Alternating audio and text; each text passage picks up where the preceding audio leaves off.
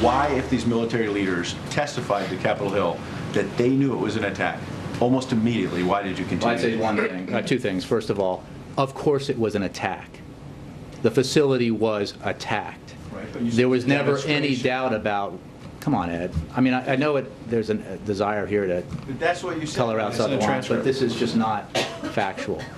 Of course it was an attack. It was an attack that led to the deaths of 4 Americans. Now, all of this should trouble every loyal American, and politics should not be a part of it. We need the federal government to be proactive in protecting Americans from terrorists. And ironically, that's what the National Security Agency is supposed to do, but the NSA may be overdoing it.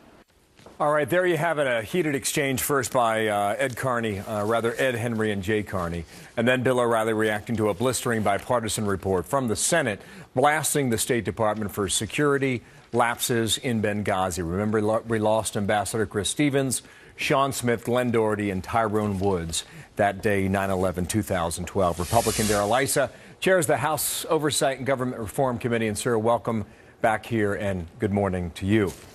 Well, thank you, Bill, and thanks for helping get out the true facts, the ones you don't see coming out of the New York Times. Well, we're looking for a lot more, frankly, and we have discovered quite a bit just this past week alone. This Senate report, it lined up the State Department and knocked it down, and I know you've seen that report.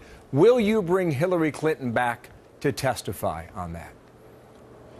She could be appropriate as we gather additional information, some that's been withheld from us. I think the important thing, though, is as early as October of 2012, our committee and fact witnesses were testifying that, in fact, they knew it, including the now deceased ambassador's own words when he's told Gregory Hicks, Greg, we're under attack. They knew from the get-go that this, in fact, was an attack.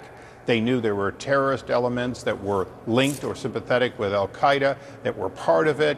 And they continue to try to spin this for whatever reason, first to help the president get reelected, and now perhaps to help bolster this myth that Hillary Clinton was a good Secretary of State, when in fact we didn't do well and we haven't done well under her leadership. Just back to the question, yes or no, will she come back to testify? Can you get her back? Will you compel her? Right now, what we want to do, and this is important, Bill, is we want to get what's been said in classified sessions that shouldn't be classified. We want to get it to the public directly. We want to have unclassified sessions with particularly the military personnel so that these can be made public. The American people deserve to listen directly to testimony under oath by people who have direct involvement.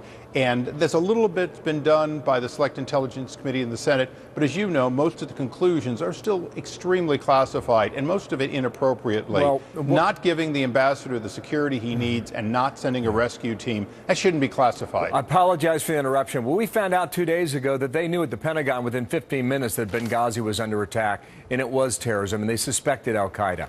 Now, in the days that followed, you had all the accusations going toward this film.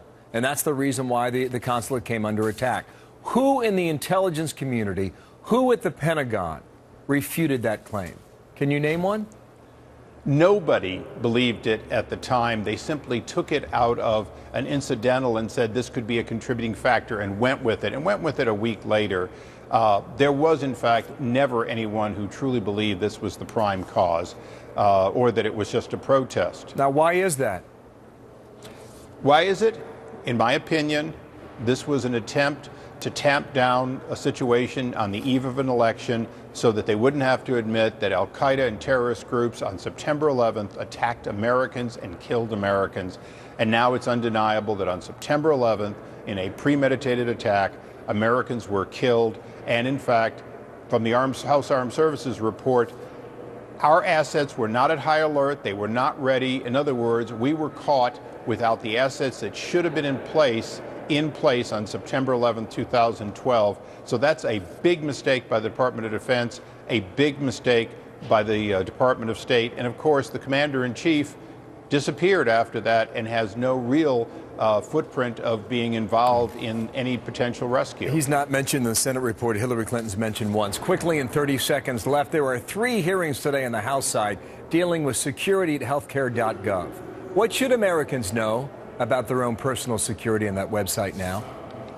What you should know is the top two security people, both at Health and Human Services and CMS, have both testified under oath that they were not given the kind of information that would lead them to be comfortable with the security beforehand, or that in fact the known flaws in security had been mitigated prior to the launch.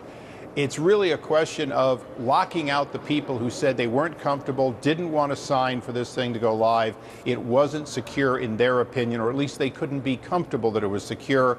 And that continues to be the area in which going live was certainly a mistake, even if they got lucky and didn't have a major loss of your personal information. The first of those 3 hearings begins in a couple minutes here. We'll be watching from New York. Sir, thank you. Darrel Issa, Thank you, Bill. On the Hill. Martha.